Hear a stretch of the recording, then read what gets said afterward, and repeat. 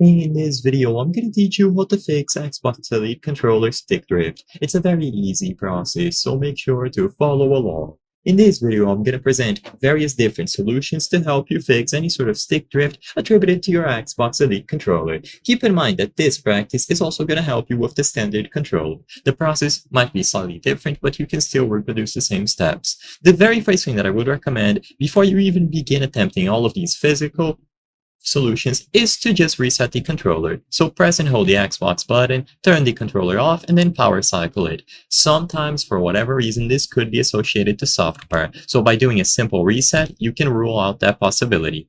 If you notice that it is still drifting or you have tried this previously, then let's move on to the first solution.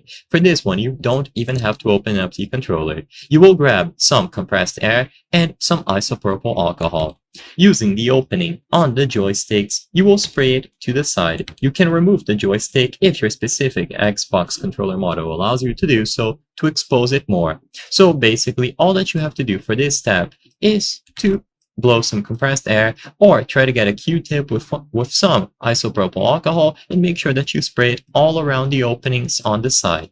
Oftentimes, dust and debris hairs can fall into the stick, and by using this little gap and spraying it with compressed air and isopropyl alcohol, you will be able to clean it thoroughly. Of course, this isn't going to be a really deep clean because we haven't taken the controller apart. However, it can solve basically some minor problems that you have. So make sure that you insert the nozzle here and then you blow a little bit of compressed air and isopropyl alcohol with some cotton swabs. See if it works and do this for both joysticks.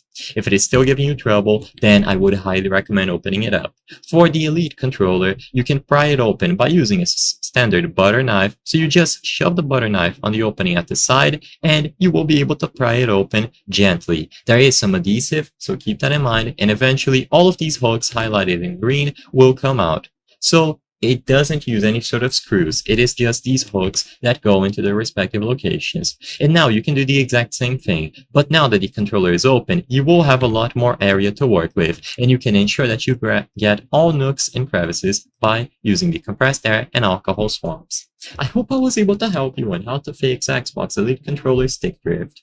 If this video helped you, please be sure to leave a like and subscribe for more very easy tips. Thank you for watching.